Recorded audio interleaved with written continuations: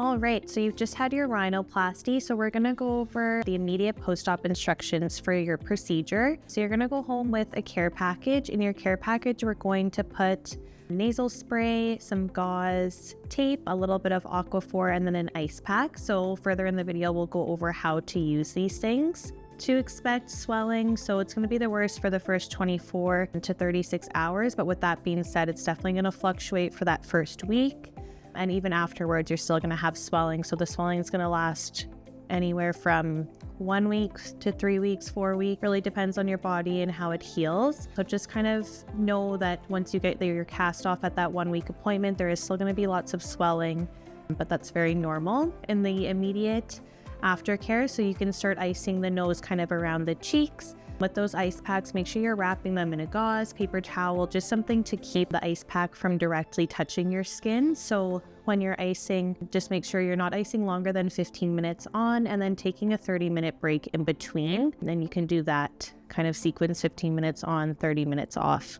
as often as you would like. And then so for sleeping, make sure you're sleeping with your head elevated, so having a few pillows behind you at a 30 to 45 degree angle. This is really going to help with swelling as well, so you can sleep like that for the first week. Medications to avoid after your procedures, making sure you're avoiding blood thinners, and then also any NSAIDs, so non-steroidal anti-inflammatory drugs like Advil and naproxen. These drugs are just going to increase your bruising and bleeding, so make sure to avoid those for the first 5 days after your surgery. For pain management, we would suggest something like Tylenol extra strength, or if we prescribed you the T3s for pain or something else, then you can take those as directed. Underneath your nose, you're gonna have a drip pad. So it's gonna be a piece of gauze just taped under the nose here. That's gonna stay on just to catch any dripping from the nose. So it's normal to have like a trickling blood drip for the first 2 to 3 days, and just changing out that gauze pad as needed with the gauze that we provided in your kit.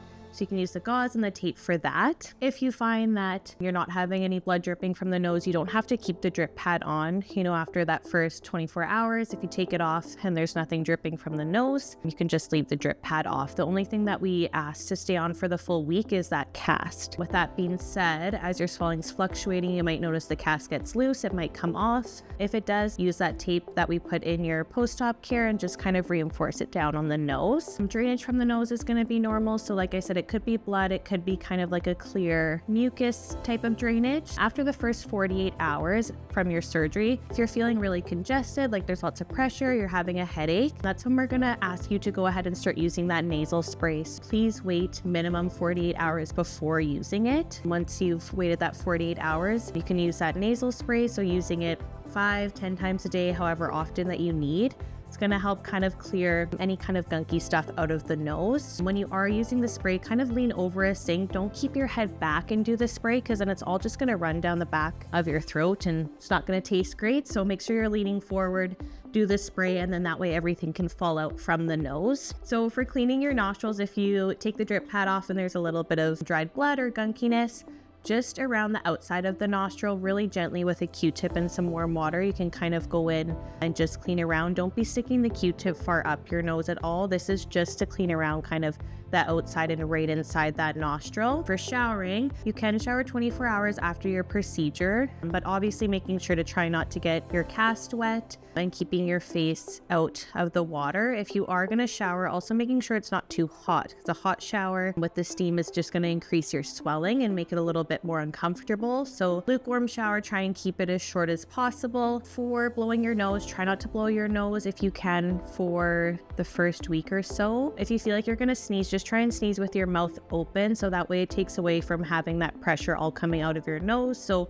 if you do have to sneeze, we understand that happens. Just try and sneeze with the mouth open. Physical activity wise, so we ask that you avoid any strenuous physical activity for a minimum of 3 weeks after your procedure. From there, you can kind of start working in lightly, some light weights, walking, jogging, and just kind of going as tolerated from there. If you're tolerating it well, you feel okay, you can kind of start working your way up to heavier weights, a little bit, faster of a walk, a jog. But if it does start to feel like too much, then we just ask that you dial it back, because we want to make sure that we're doing everything that we can to make sure the nose is healing properly. We don't want to increase any unnecessary swelling and any unnecessary bleeding as well. Post-surgery, you might notice that your throat and your lips are pretty dry, so just to help with that, staying hydrated. You can use like lozenges or candy to help with the dry throat, and for the lips, just a Vaseline or an Aquaphor on there. In your post-op kit, there's going to be a little container of Aquaphor, so that's going to be used on the small incision under your nose here.